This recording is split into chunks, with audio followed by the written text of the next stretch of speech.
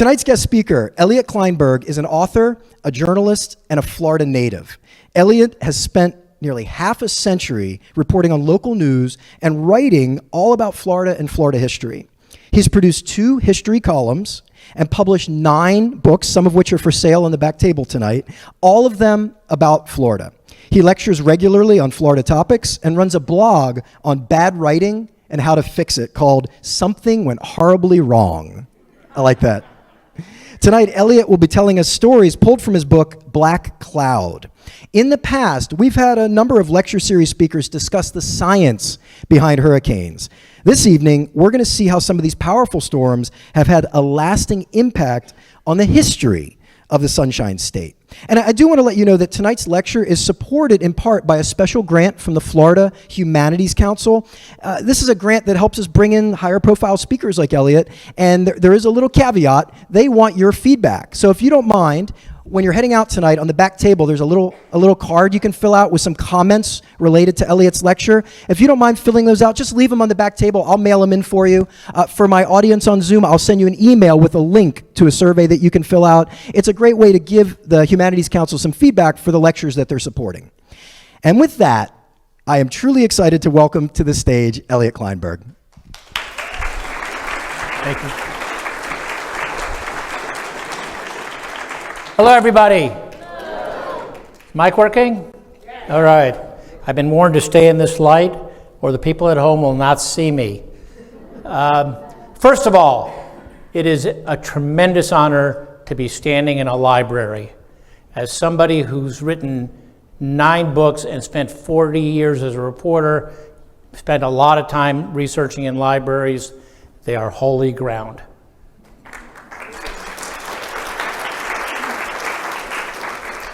It's a pleasure to be up on the Treasure Coast. And now you know you've heard people say that, but I can tell you I live in Boca Raton, and I worked for years at the newspaper in West Palm Beach, and I never got any further north than around Okeechobee Boulevard in West Palm. We had a wonderful bureau up here, which unfortunately has gone the way of most local newspapers. Please, please, please continue to support your local newspapers when they're all you've got. And when they're gone, you're not going to have any source of local news. We had a huge bureau up here, but every once in a while I would have the good fortune of being assigned to come up here and do a story, and it was always a pleasure because I always loved coming up here. So this is a real treat for me to come up and into this area, which I haven't been to in about a year. So thank you for having me. I'm talking tonight partly on a grant, as Dr. Judd said, from the Florida Humanities Council, which pays people like me to go around the state and do talks on various things about Florida and its history and culture and make you understand more about your home. So please support the Humanities Council. Other speakers will come. Please come out and hear what they have to say. They're all fabulous. This is why my book on the 1928 hurricane was called Black Cloud. A friend of mine said, why don't you call it Black Cloud? And I thought about it as a good idea. Black Cloud because of the ominous hurricane that was threatening Florida. Black Cloud, physical, the storm itself. Black Cloud because racism was as much a part of the story of that hurricane as the hurricane itself. And Black Cloud because this is what they had to do to the bodies because there were too many. They had to set them on fire. The hurricane I'm going to talk about tonight, and I'm going to talk about hurricanes in general, but I'm going to be talking a lot about the 1928 hurricane because a lot of you never heard of it. It's I call it the most underreported natural disaster in American history. A lot of people, if you ask people what was the second, everybody knows the biggest killer hurricane was the great 1900 Galveston, Texas storm, which killed 6,000 to 10,000 people. They can have that honor. But if you ask people what was the second biggest killer hurricane, they'll probably say, I don't know, Katrina. This hurricane killed twice as many people in America as Katrina, almost all of them in Florida, and you never heard of it. And I say in my book that if it had drowned 3,000 white businessmen in downtown West Palm, or if it would have smashed a black tie affair over on Palm Beach, you'd have heard about it. But it killed mostly poor migrant workers out in the Lake Okeechobee region. who unfortunately at that time in American history were mostly invisible. So hurricanes aren't just about, as Dr. Judd said, they're not just about science. They're about society, and their impact goes far beyond knockdown houses. This is my book, Black Cloud. It came out in 2003, the 75th anniversary of the hurricane. It's still in print, which means people are still interested. I did a talk in Belgrade, and all the people lined up to buy my book, and they would lean over and say, "My uncle's on page 93. Should I be scared of hurricanes? I did a dog because if you guys have dogs, you know they're terrified of thunderstorms. So should you be scared of hurricanes? I'm going to give you a weaselly answer, yes and no. This guy's name was Dr. Philip Gray. He was a scientist at Colorado State. Nobody could figure out why Colorado State University was doing predictions about hurricanes. They're not really near the coast. But he did, and every year he would come out with his prediction. And you guys have seen it on the TV. And what are the newscasters doing when they're giving this prediction? Spittle is coming out of their mouth. Oh my God, because it's above average. Well, if you guys took statistics, and even I got a decent grade in statistics, let me show you something. This was the 2023 forecast. There's the average. Okay, in all three categories, named storms, which would be tropical storm or higher, hurricanes, and then major hurricanes, which would be category 3 or higher, in all three cases, they called for a 25% increase over normal. Now, when you hear that we're going to have, they're predicting a season which is going to be 25% more storms, hurricanes, and major storms than normal, what do you do about it? The answer is nothing. Why? Because you've already prepared for hurricanes, haven't you? So if people say, well, I wasn't going to do anything, but then I saw this. I said, what do you mean you weren't going to do anything? If they were only predicting 9 hurricanes, 7.2, if they only predicted an average number of hurricanes, did you do nothing? The answer, of course, is no. You prepare every year as if you're going to get a hurricane. So here's the deal. They had the 4th highest named storm on record, number of named storms. They had a very busy season. Here's the problem. 2023, see all those storms? Oh my gosh. Got enough hurricanes for you? How many hit Florida? How many hit the Treasure Coast? So here's the problem. The way you judge a season is not by what they say. The way that you judge a season is whether a hurricane hit your house. So here's 2023. All these people would say, oh, 2023, that was a quiet season, right? Because it didn't hit the Treasure Coast. Active hurricane season forecast.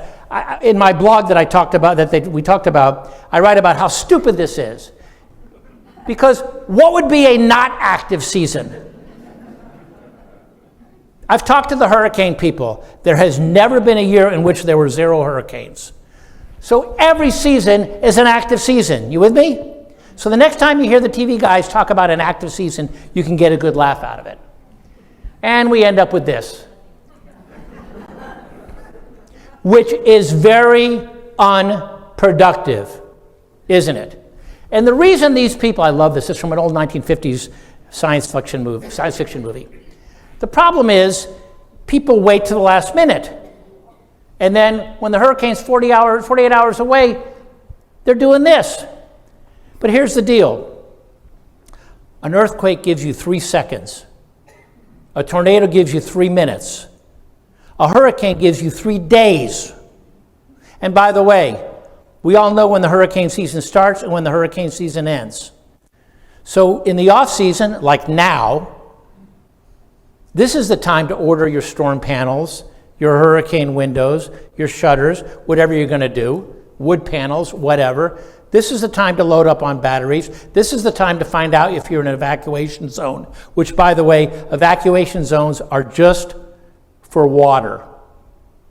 So if your house is built well and well protected and you're not in an evacuation zone, please don't leave.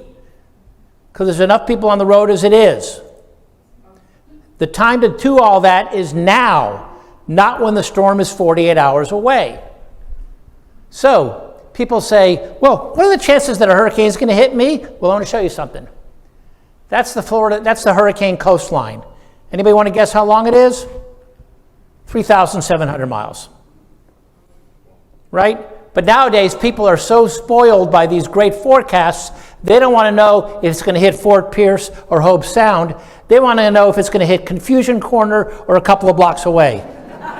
Right? People have gotten spoiled by these great forecasts. Here's the 2020 hurricane season. Oh my gosh, look at all those seasons. Look at all the 30 named storms. They ran out of names. They had to start in the Greek alphabet. 14 hurricanes. 14 major hurricanes. Seven hurricanes that are at least category 3 or higher, okay? How many hit Florida as a hurricane? 0. 0 hit as a hurricane. Quiet season, right? Yeah, there's your quiet season. Here's a busy season. Why is it a busy season? Only 6 named storms. 6! Only 4 hurricanes and only 1 major hurricane. Nice quiet season, right? Anybody know what happened in 1992? Yeah, there it is. This is one of the quietest seasons on record. Nobody would say it was a quiet season, but it was. So here's what happened. Okay? I was there. This is where I grew up. Okay? I was already living in Boca at the time, but my whole family, my sisters, parents, grandparents, everybody went through this. It was a very tiny hurricane. Okay? It did almost nothing up here. And hurricanes are not concentric. They have cells in them. So you can be, there were people in Key Largo, which was 20 miles from the Eye of Andrew, that got nothing higher than a 20-mile-an-hour wind.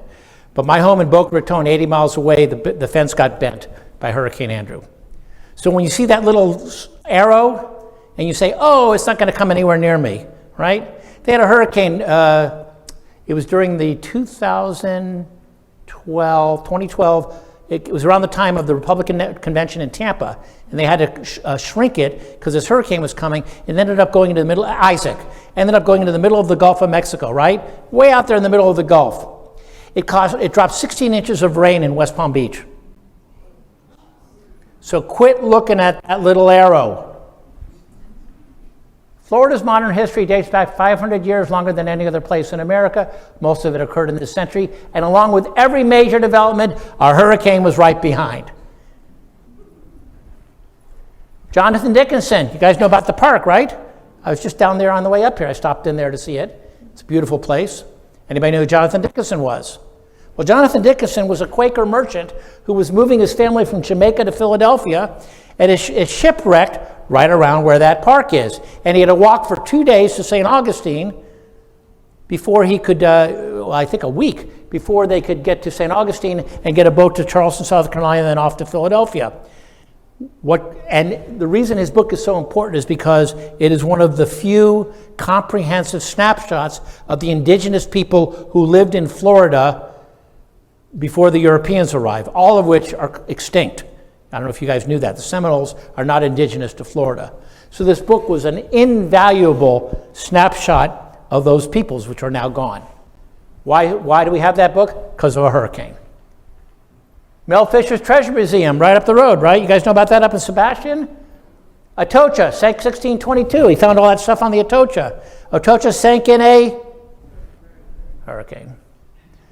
Anybody know why it's called the Treasure Coast? A lot of you do, right? Yeah. Why it's called the Treasure Coast? Sank. They called it the Plate Fleet. Do you ever wonder why it was called the Plate Fleet? Not because it had plates. Because what's the Spanish word plata mean? Yeah, that's what they were hauling, silver that they stole from the indigenous peoples in Central America. So, you know, all the ships sank. Somebody trying to save something? All those ships sank in 1715 hurricane. A hurricane sank a bunch of British ships that were on their way to New England and New York and Virginia to fight the rebels who were trying to start a country. And a lot of people think that went a long way towards America winning the revolution. Hurricanes, hurricanes, hurricanes.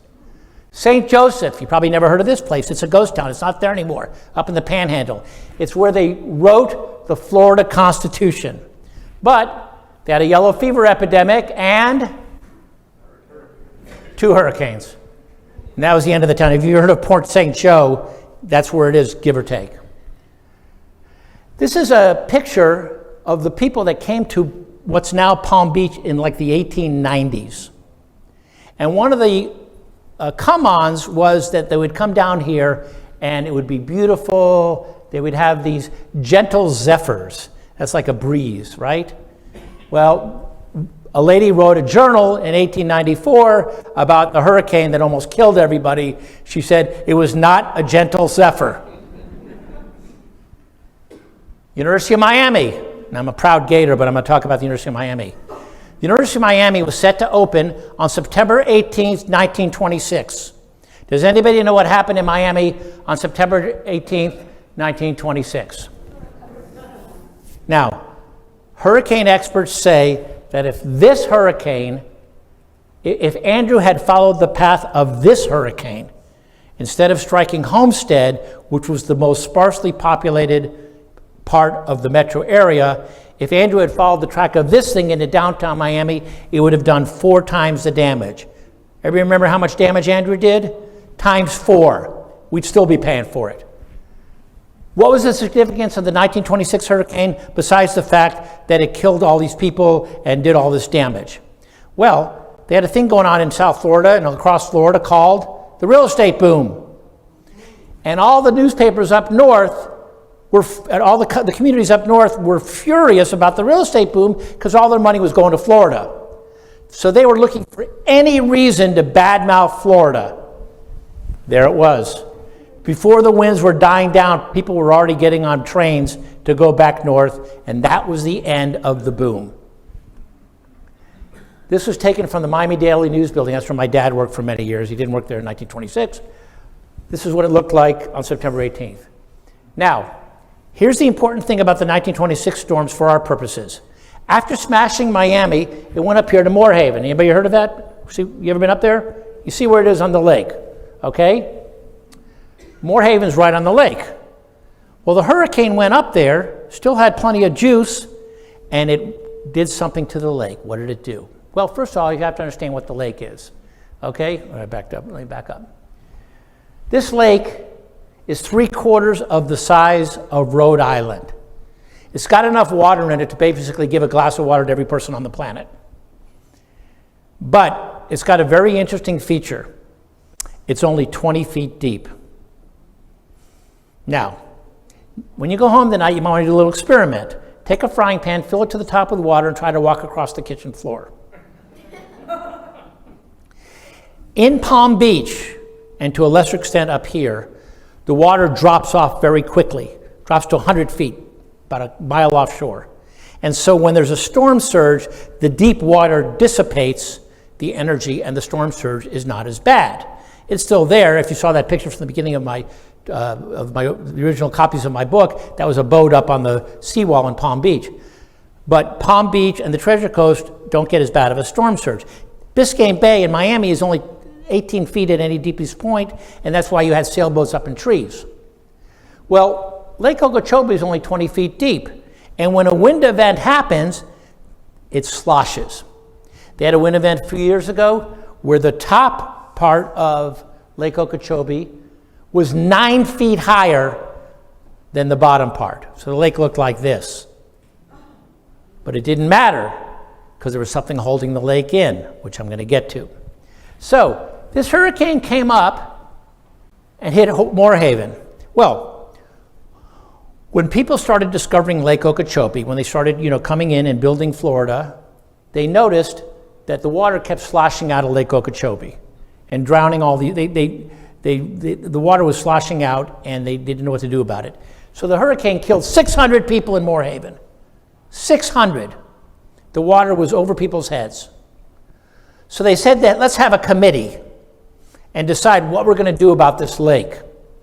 And 2 years later, they were still arguing over what they were going to do about the lake, whether they were going to abandon the interior or put up a better dike. They had a 6-foot dike made out of muck, which might as well have been made out of toilet paper.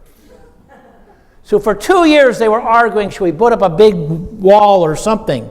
Dade County said that they thought they were paying a disproportionate share. Nothing changes. And at some point, a guy got up and said, we've been talking about this for 2 years. What if we get another hurricane out here at the lake? And so, what are the chances of a hurricane hitting the same spot 2 years apart? This statue stands in front of the Belgrade Public Library. I was there last week, and it was made by a sculptor. And these people are trying to shield themselves from something, and it ain't going to work. Because what are they shielding themselves from? A wall of water. Napoleon Bonaparte Broward, county is named after him, was elected governor of Florida on a promise that he was going to drain that good-for-nothing, worthless swamp, and what would be exposed would be some of the finest soil on the planet, and they could throw quarters down there and they would grow into oranges. Now, he was actually right about the value of the soil. The muck there is amazing, but the problem with it is that it dries up and blows away.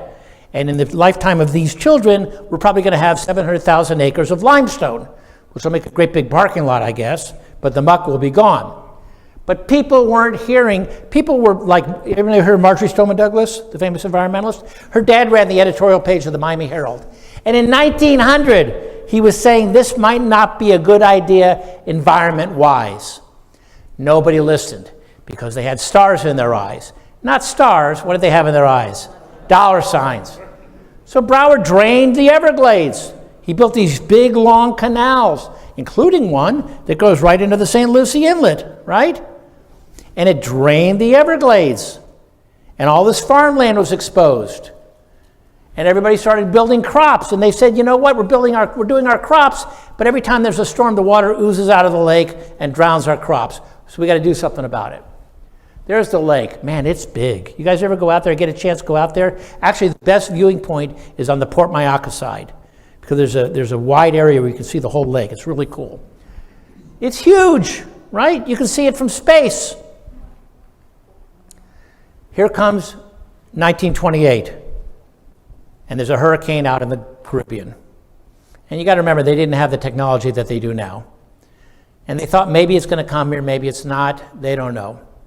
Now, you'll hear people tell you that most of the deaths in the 1928 hurricane were because forecasters gave a faulty forecast that the storm was not going to hit Florida. That's only half true. It is a fact that the forecasters kept insisting that it was going to turn, okay? Take a look at this paper. It's from Saturday night. Earlier in the week, the forecasters kept saying that it wasn't going to hit Florida. Now, the forecasters of today have tremendous tools, computers, planes, satellites, everything. But they also have something that their counterparts in 1928 did not have, which is humility. As Andrew was coming ashore in Homestead, the hurricane warning zone was still in place from Vero Beach to Key West, because you never know what a hurricane is going to do. Ask the people who went through Charlie over in Port Charlotte that jiggled literally at the last second, and nobody was prepared for it. Hurricanes do those things. So they kept saying, not going to hit Florida, not going to hit Florida, not going to hit Florida. They kept insisting. You always see on the maps when the hurricane's coming, it'll make that big curve in the middle of the ocean and head up to Greenland, and that's the end of it. It makes the big curve. So they said, this thing's going to make the recurve. It's going to make the recurve. It's going to make the recurve. Saturday morning, the paper comes out, and Saturday night, the Weather Service put out a notice that said, recurve not yet indicated. Now, what that meant was the big curve that they'd been waiting on had not yet happened. And in fact, the hurricane did eventually curve. It curved somewhere over Sebring. I'm getting away with myself. So now people say, well, oh, that's what killed everybody. Here's the problem. In order for people to have heard the flawed forecast, they had to have what? Do they have a TV? TV wasn't invented yet. No CNN, no Weather Channel, Not everybody had a radio. It was a luxury, especially if you were a migrant worker living in the glades, right? And if you did hear the forecast, what were you going to do? Well, there were three ways out of the lake region. There was Highway 98, which follows the east shore of Lake Okeechobee. I was on it recently. It's still a slow ride, okay? Up through Port Mayaca and around to Okeechobee, take you forever. The second one was Highway 27 from the bottom of the lake over to Fort Myers, but it wasn't finished yet. All they had done was build up the lake bed, which, as you know in Florida, the road bed, as you know in Florida, you can't just build a road flat on the ground. It'll flood. You got to build up the road bed. But they hadn't finished 27. The third exit from the glades, from around the lake, was out to the coast, West Palm Beach. Well, you weren't going to go there. That's where the hurricane was. So all those people in the glades really didn't have a whole lot of options. And even if they did want to leave, what do you need? What did most people not have in 1928? Yeah, these kids probably won't believe this, but in 1928, a car was a luxury, right? Maybe, I don't know, 3 in 10 people had a car. So all those people in the glades around the lake, they had to just wait it out. So they did. You might hear someone say that the Seminoles saw the sawgrass, the fuzz on the sawgrass, and they knew the hurricane was coming. That's bull. This is why they knew the hurricane was coming. They read it in the paper. So, Sunday morning, the paper has a big headline. Yes, the hurricane's going to hit Florida. Newspaper's only as good as the last 12 hours. I admit it. I worked on newspapers forever. The print edition is 12 hours old. So they threw it on people's lawns on Sunday morning, but by Sunday morning, the wind was already up to 40 miles an hour. Nobody needed the newspaper to tell them the hurricane was here. Jupiter Lighthouse, right down the street from here. If you need, please go there. It's such beautiful. It is the oldest structure in Palm Beach County. The guy who built it went on to fight at Gettysburg. He was one of the generals at Gettysburg, Meade. The hurricane squeezed the mortar from between the bricks of the lighthouse like toothpaste. Okay, this was a big deal. They figure it was probably 140 miles an hour sustained. Okay, the next time you drive down the interstate, roll down the window, stick out your head. That's about 65, 70 miles an hour. Imagine 140 sustained. Okay, so the lighthouse, of course, stood because lighthouses do. This is what the Palm Beach Post, my employer, looked like the next morning. They didn't put out a paper the next morning. It's the first time in the history of the paper they didn't put out a print edition. They had to put it out the next day. Now, people say, they read about this hurricane, they're like, well, wait a minute. If the hurricane was coming from the coast, why did it wash all the water out of the southeast side of the lake? That doesn't make any sense. Well, we all know that a hurricane is basically a gigantic tornado. And hurricanes travel turn counterclockwise, okay? And as the hurricane came ashore, one of the guys from the Hurricane Center told me that if it would have been daylight, you would have seen fish flopping on the lake bed over by Okeechobee City at the north end of the lake. From my research on this storm and from finding eyewitness accounts, the best estimate is that the eye of the storm was right around the Lake Worth West Palm Beach line, if you guys know where that is. It did damage from Vero Beach to Miami. It blew out windows in Miami. It knocked trains off the tracks in Fort Lauderdale. The eye ran from Riviera Beach to Delray Beach. What is that, 20 miles? That was a big eye. This is a big storm. And it came ashore, and people say, well, wouldn't the land, knock the juice out of this hurricane? Well, not in the 30 miles from the coast to the lake. Yeah, between here and Ohio, yeah. But not in those 30 miles, which, by the way, a lot of it was swamp. So when it came to the north end of the lake, it was still pretty strong. They don't know, of course. And as it came around, the winds came from the north, okay? And pushed all that water, remember only 20 feet deep, pushed all that water into the only part of the lake that had people, right there. And that's where 90%, there was a little bit up here, but that's where 90% of the people in the glades died. The water was 20 feet above sea level. There were people that told stories of clinging to wood and floating in 10-foot waves, like they were in the middle of the ocean, except under their feet were tomatoes. This was the Belglade University of Florida Agriculture Station. Okay? This is what they didn't have enough coffins for everybody. Governor Martin, the man who this county is named for, a bunch of businessmen in the Stewart area got tired of being part of Palm Beach County. They wanted to form their own county. Legislature was stalling. So they went to this guy. They said, we'll make you a deal. If you'll push this through, we'll name the county after you. He said, okay. It's true. So he's the governor, and he's setting up in Tallahassee. Again, there's no CNN. And he's getting, gossip and stuff filtering up to Tally that this is really bad out in the Glades. But they're only getting bits and pieces. Why? Because the Glades is completely cut off. There's no phones. There's nothing. Nobody's getting out to tell anybody. So he sends a bunch of people down there, and they looked around. And they're like, "Oh man, this was the least gruesome picture that I could put in my book." Of the pictures that were, this was a National American Legion post that drove over from Tampa to help with the recovery. And they were pulling bodies out of the water like this. So here's the problem. Wait a minute. The problem is that it was the middle of September, and there were miles and miles and miles of standing water. And what was in that water in 90-degree heat? Vegetation, rotting vegetables, rotting animals, and rotting people. And what was everybody really, really worried about? Disease. So they said, we got to get these people buried. But you couldn't bury them out in the Glades. It was still soaked. It was saturated. They'd pop out. So they did what I told you. They brought a lot of them into the coast, put them in mass graves, or they buried them, or they burned them in funeral pyres. In West Palm Beach, they took two sets of victims.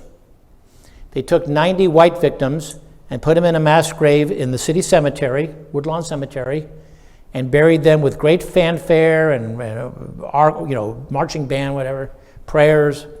And almost all of them had been identified before they went into the mass grave. And there's a marker there in the back of Woodlawn Cemetery in West Palm to the 90 victims, the 90 white victims. 674 black victims were trucked over to West Palm Beach, where a bulldozer dug a giant hole and they went in. Not identified. And this mass grave in the black section of West Palm Beach was unmarked for 65 years. If you drove past it, it was just a field. And you would never know that there were 674 human beings under the grass, and in fact, 674 victims of a hurricane you never heard of. And it wasn't until right around the anniversary in 2003, when I was working on the book, that a bunch of black activists, community activists, went to the city and said, look, this is ridiculous. And let me tell you something. I took my kids to Gettysburg. You can't go 10 feet without some marker, some guy twisted his ankle. But here were 700 people. I told one reporter who came down to interview me, I said, there's not a place in America that's historically significant, that is so invisible than this spot. So now it's marked, there's a fence around it, and you can go there and you can stand there where 700 victims of this storm were dropped in. Now we get 7 years later, okay? And we're all done with hurricanes, right? No. Let's back up to 1912. Henry Flagler builds his giant railroad to the Keys, right? And this was one of the last things he did. He died about 6 weeks later. They called it Flagler's Folly. Digging a railroad to the Keys, are you crazy? Actually, his major goal was he wanted to be able to get people to Key West where they could then take a steamer to Havana, because that's where he made his big money. So the railroad goes through. It was amazing, a railroad to the Keys. It lasted 22 years. And this is what happened to it. You've heard of the Labor Day storm. This was it. So, killed about 600 people and washed Mr. Flagler's road into the ocean. They were starting to build a motor highway, and everybody decided that it didn't make sense to rebuild the railroad, and they never did. And now Florida was deep, deep, deep in the 1935. Oh boy. And by the way, 3 of the 4 most profound hurricanes to strike Florida in the 20th century happened 9 years apart and about 200 miles apart. 26, 28, 35. 4th one being Andrew. So, if you think that God spreads out hurricanes to give you a break, we're going to find out in a minute that it's definitely not true. But it wasn't true then. So now Florida's deep in the Depression. What got them out of the Depression? Same thing that got everybody else out. World War II, which is for another topic, which if they'll invite me back here, I'll do a talk on that. Or you can buy my book. So now they're like, we got to do something. And they said, one of the things we got to do something about, that we can do something about, is that lake. And they said, this 6-foot dike, which lasted 90 seconds in the 1928 hurricane, we got to do something else. So what did they do? They built a giant dike. Now people talk about history being in the abstract. And as a historian, I will tell you that that's bull. History is real. And if you want to know how real history is, drive out to the lake. That giant berm that you can't see the lake is because of the 1928 hurricane. That's why it's there. Because the people had 2 choices. Surrender the interior back to nature, which people don't do, or build a bigger dike, which they did. It cost millions of dollars. It took 40 years to build it. And guess what? It leaks. And by the way, you guys probably know what happens when the lake gets a little too high. You know, they want to keep the lake high because it's an emergency water supply. But they don't want to get it too high because it could press too hard on the dike. And if you ever go out there, the problem with the dike is not at the top. The problem is at the bottom, where all that water pressure is. And there's places where if you can stand on that hill and water is bubbling up at your feet, not good. And what they're really scared of is the gates at Caloosahatchee River and the St. Lucie blowing out, and then you guys are all going to be waist deep in water. And so what they do is they keep it high as an emergency water supply, and then when they get a little nervous that it's pressing on the dike, what do?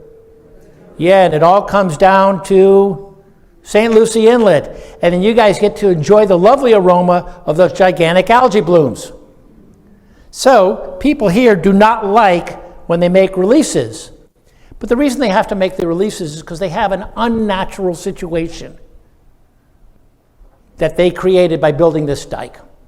And they had to build it because they weren't willing to give up Lake Okeechobee back to nature, because people don't do that. So did the dike hold? Well, they had a big hurricane in 1947, hit the lake, dike held, did tremendous flooding, and people said, we need to have some kind of a entity that helps control flooding and supply of water. And they called it this, the Everglades Drainage District. Then they called it the South Florida Water Management District, which is now one of the most powerful agencies in Florida. Okay, this is one of the most fascinating statistics I ever came across in my research. This is the map I did for the Post. Look at the period, 6 years from 44 to 50. These are Category 3 storms. Look at how many of them hit Florida. Holy cow. A lot, right? From 51 to 96, 1, 2, 3, 4, only 5. Is it a coincidence? What was going on in Florida between 1951 and 1996? Yeah. Well, it was a coincidence that when people were moving to Florida, they didn't have to worry about a hurricane. Then we did have to worry about hurricanes. Anybody here remember David in 1979? It was going to smash West Palm.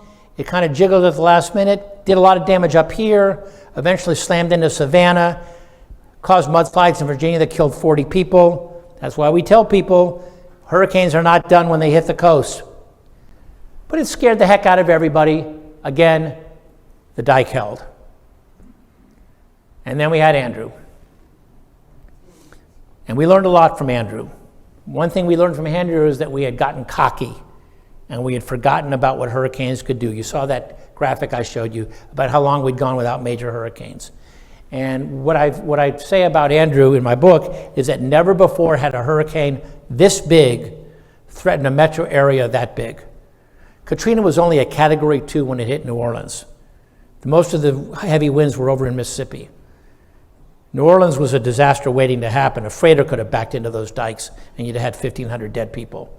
And the New Orleans newspaper ran an interactive thing for years where you clicked a spot and it would show you if the dike fell here, that's where flooding would get in New Orleans. So everybody knew about it.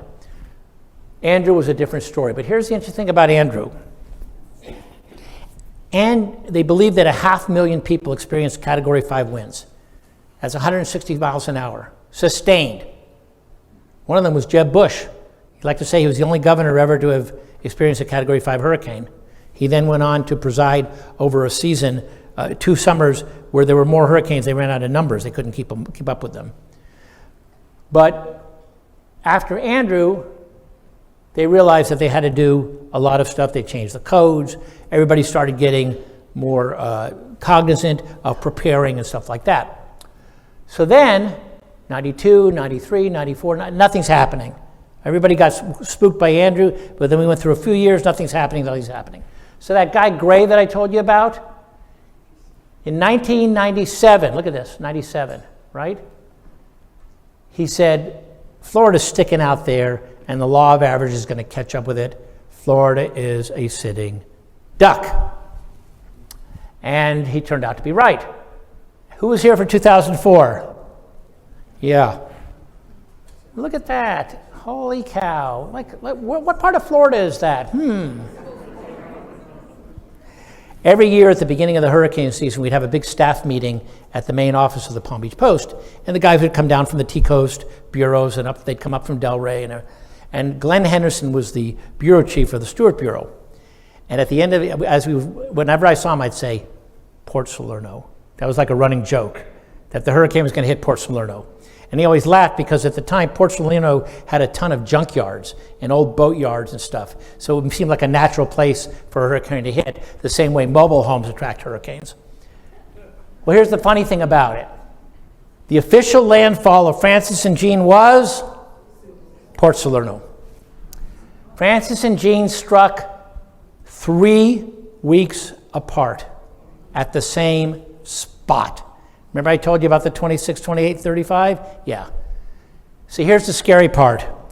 I did stories on people that were out in the Home Depot parking lot at 5 in the morning ahead of Francis, trying to buy wood panels. And the trucks were coming down from Georgia, and they'd pull into the parking lot, and the guys would rush the truck. They're pulling the panels off. This is 48 hours before the storm. And we put out a hurricane guide this thick every year on Memorial Day, telling everybody exactly what to do. And what did people do with those guides? Threw them out. And then with the hurricane 48 hours away, they're freaking out, trying to put stuff on their window. Here's the scary part. Gene came along 3 weeks later, went out to Home Depot parking lot. There were people out there. Right there.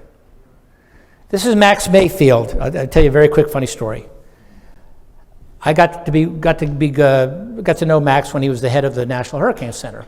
And I would always say to them, the Hurricane Center is down there in Miami, so they're always thinking Miami Center, because that's where they are, and because it's the biggest metro area. And I would always say, Max, don't forget about Palm Beach County and the Treasure Coast. There's a lot of people up here, and people get killed here too. And he did. He was very cool about it. And so he said, listen, if there's ever a hurricane up there, and I do a helicopter flyover, you'll be on the chopper. So after Jeannie calls me up at 8 o'clock at night, and he says, be at the Boca Raton Airport at 7 o'clock tomorrow morning. They had borrowed a helicopter from the Alabama National Guard, and we were on it all day. We flew all the way up to the Space Center. And the creepiest part was when they flew over this area, they couldn't tell what was Francis damage and what was Jean damage. They said the only way they could figure it out is if they saw tattered tarps. They knew that those were tarps that had been put up after Francis and tattered in Jean. They saw planes flipped over in Vero. They figured that was Jean. So, Hurricane Jean, right? I mentioned this to you earlier. People mistakenly think that a hurricane is like a bomb, where there's a center and all the explosive power radiates out uniformly. It doesn't. This is the eye, okay? See where it is? All right. Now, is this the worst part of the storm? No, that's the worst part of the storm, the northeast quadrant. And if the storm is coming east to west, that stretch right there, see that blue? That's a cell of vicious winds. And because the storm was going east to west, they took their time, didn't they?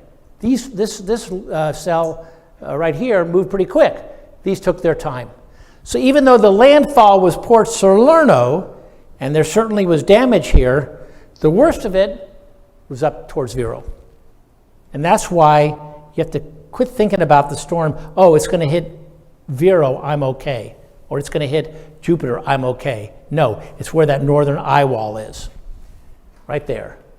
So here's Vero Beach, right? Official landfall, Port Salerno. Look at Vero Beach. According to that logic, Stewart was unscathed, right? Well, no, that was not true. Yeah, Stewart got it too. But Vero got it worse. But Stewart got it. Look at this. Okay? So, here's the rules. Remember I showed you that scary dog? The rule is don't be panicky, but don't be complacent. I know that sounds contradictory, but it isn't, is it? It's just smart. Okay? Don't do nothing, but don't do too much. Do not get in your car. Well, okay, first thing is prepare early. Not like those guys at the Home Depot parking lot. I talked to a Home Depot guy. He said one guy ran in and all the panels were gone. And the only thing left was one panel up on the top shelf called particle board. Anybody know what that is? It's sawdust and Elmer's glue, which is great if you're putting it inside, but doesn't last very long in a hurricane. And the guy said, no, you're holding out. I want that one. Okay. Prepare early. Prepare now. Look at your house. Do you have a covering for your windows? Do you? Do you have batteries? Have you had your roof checked lately? Are you in an evacuation zone? You can find out right now. You can look it in the paper, or you can call the hurricane or the emergency people. They can tell you. If you're not in an evacuation zone and you emotionally are able to stay in your home, fine. If you want to leave your home, don't go to Macon. Okay? Go to Wellington. Right? Go somewhere close. So number one, prepare early. Okay? My wife and I just said the heck with it, and we just put in hurricane windows across our house. And because I'm an old man and I can't do it myself anymore, we have this big fabric thing that comes down on the back patio. You push a button, and that's it. The envelope is full, is closed. Number two, have a plan. Why don't you have a plan? People in California and Oklahoma wish that they had advanced warning. You have advanced warning, and even if you don't, why don't you have a plan? People in California and Oklahoma have tornado and earthquake plans. Why don't you have a plan? I don't care if you just moved here, okay? If I moved to Vermont, I would know to worry about snow. I would buy boots. But people move down here from New York and they don't know about hurricanes. How can you not know about hurricanes? And you should ask your neighbor, what do you do about the hurricane? Or you pick up the newspaper, or you call the emergency people. I just moved here. What do I do about the hurricane? And they'll be happy to tell you. In February, in May, not in August. Number three, don't evacuate if you don't have to. Okay? If you do evacuate, go nearby. There are people who, number one, flee their homes when they shouldn't, and they get in the car and they're driving to Valdosta. And what's the problem with that? Well, the problem with that is that you may be sitting on the interstate in traffic when the hurricane hits. Gee, where would I rather be in a hurricane? In my house or in my car? And by the way, you get on the turnpike around Palm City, you get around Wildwood, you know where that is? And who do you meet up with? Everybody coming over from Fort Myers and Tampa, right? You get a hurricane that's coming up through the Caribbean, shooting over Cuba. They don't know which coast it's going to hit. And all those cars meet up in Ocala and Wildwood. You don't want to do it. And let's say you get to Macon or Valdosta. Now you're sitting in that Days Inn, watching the Weather Channel, and you're seeing your house being smashed by the hurricane. And it seems that whenever there's a hurricane, there's always a big storm afterwards. It's all raining. So now you're sitting there and you can see the corner of your roof is gone and rain is pouring into your dining room. Man, I got to get back to Stewart. So you get in your car in Macon, and when do you get back to Stewart? About 4 days later. So my mother went through Andrew. She will never go through a hurricane again. She's 89 years old. She will not experience a hurricane again. She's getting out. She still can't talk about it without tearing up. Because I guess I wrote about hurricanes, I've been in hurricanes, I've covered hurricanes, I believe in that my house is structurally sound. I know my neighborhood. I've been in my house for 40 years. There's only one place on the planet I want to be when a hurricane hits, and that's my house. Because the minute that hurricane dies down, I want to be out there starting my cleanup. Category 5, I don't know, might change my mind. But these are the decisions to be making when? Now. If it misses you, thank whatever deity you believe in and write a check to the people that it didn't miss.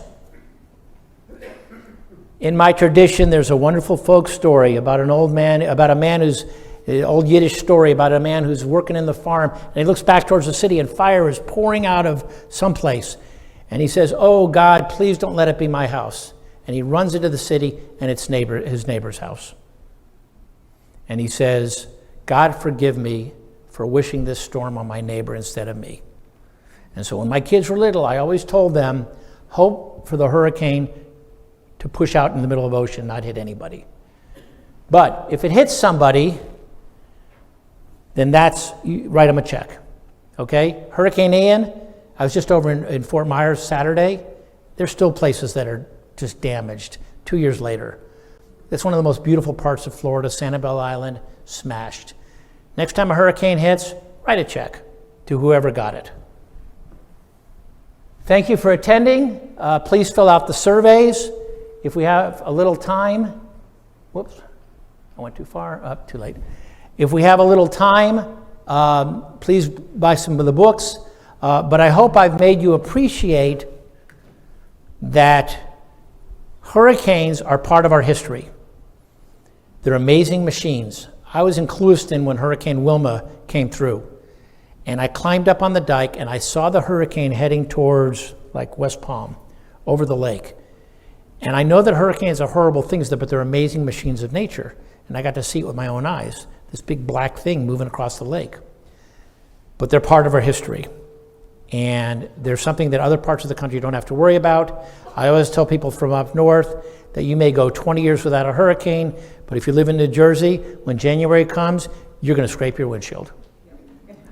So hurricanes are part of the price we pay for living in paradise. But you have the option, you have the luxury of preparing for it and limiting what it can do to you. So please do it. So thank you for listening. I think I have a few minutes for questions or comments. Thank you. I hope I stayed in the light. Questions or comments?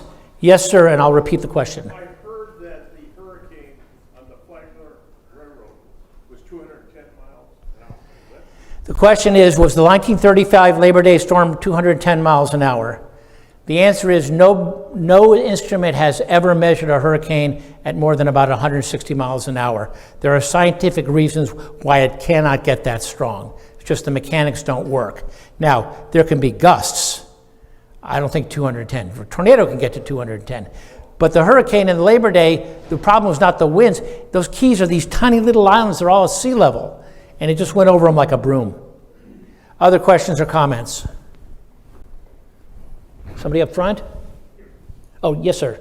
I would suggest that after growing up in Houston, Texas my whole life and going through Carla in '64 at Cat 5 with 40 inches of rain in 2 days, and it's flat, but it's not as flat as this peninsula is here. No. I would suggest everything is going to flood, whether it's a surge out of the lake or not. It Right. will. Oak Sound, every pasture, Yep. everything will flood. So if you say you're not going to be moving, you'll be working in your yard maybe or on your house. But Okay. you're not going to be driving. So the question is, or the comment was, this gentleman came from Houston, where it's one of the worst zoning cities in America, maybe the worst. It'll be like convenience store, church, apartment house, restaurant, City Hall. But yeah, Houston floods, when somebody's toilet overflows. But in Florida, if you are not in an evacuation zone for flooding, you should know how your neighborhood floods. I went through a tropical storm Irene in 1999, dropped 17 inches in 24 hours. And it was ankle deep in my backyard, it all drained. But I get flood insurance anyhow. So if you live here, you can find out what parts of the area can get floods and which parts don't, and prepare for them accordingly. And Eliot, we actually have a comment from one of our online viewers from Martin County Emergency Management. And they just wanted to remind the audience that you can go onto their website and learn about flood zones in our community. So that was a good segue. I didn't know they were listening, but yes, good job. Okay, other questions or comments? Yes, sir, back there. We hear so much about global warming. What is the relationship between global warming and hurricanes? What's the relationship between global warming and hurricanes? The answer is they're still not sure, but they're starting to get some pretty good ideas. The best I have seen from what I'm writing about it is that they like to call it climate change, because what's happening is we're getting extremes. Sometimes it's colder than it should be, and sometimes it's warmer. So they don't like global warming, but clearly the seas are getting warmer. Now, the consensus is we're not getting hurricanes that would not have otherwise formed. What we're getting is hurricanes that would have been a 3 jump to a 4, because the water's warmer, and we know that warm water is the fuel of a hurricane. That's why the thing that scares the hurricane, they've gotten really good with that little cone. The thing they still haven't mastered, and it makes them lay awake at night, is predicting sudden changes in intensity. They have had hurricanes go from a 2 to a 5 in 20 hours. And what really scares me is around the Gulf of Mexico, because it's so warm and so shallow, and they've had that happen, but it can happen on this coast too. That's, again, a reason not to get cocky. Other questions or comments? Way back there. Besides the Hurricane Francis and Jean, which we were here, King Short, right here at Stewart, and also between those three weeks, and between Hurricane Ivan, which was out the Gulf, went ashore in Alabama, went off the Cape Hatteras, made a big loop that came in between those two storms and dropped 14 inches more. Well, I'll tell you about Jean. Jean is out there, and everything is like, oh, it's going to go out to sea. So I'm on the phone with the hurricane guy, and he goes, it's not going out to sea. It's going to make a big turn somewhere and come back around and hit Florida. So I ran to my editor, and I said, I was past deadline. I said, hold the paper. And we were able to get it in the next morning's paper that said, Jean is not going away. And then we all know what happened. But yeah, these storms will twist, turn, they'll bounce off each other. People have ever asked, can two hurricanes join? And they really don't, but they can bounce off each other like billiard balls. Was there another? Yeah, we have time for a couple more questions from the audience here at the Blake, but I want to grab one from our online audience. Eliot, what do you think will happen with the insurance industry in Florida with regard to insurability along our coasts? What will happen to the insurance industry in Florida? How can I put this? It's already happened. Who in this audience has had their insurance canceled for no good reason? Me too. I haven't had a claim, right? But they canceled it. The reason they canceled it, my dad died back in September, and almost 91 years old. He ran the Miami paper, afternoon paper, still a better writer than me till the day he died. But because he was a Korean War veteran, I was eligible for USAA. And I called them up and they said, we're not insuring in Florida. And I said, well, can I ask you why? And he said, well, the state's exposure to hurricanes has changed. I said, sir, the state's exposure to hurricanes has not changed in 1 million years. But that's not what he meant. What he meant was that if a hurricane hits Florida, there's billions of dollars of homes. Hurricane hits Montana, kill a lot of buffalo, but if it hits here, has anybody here lived in Stewart for more than 40 years? 30? Okay.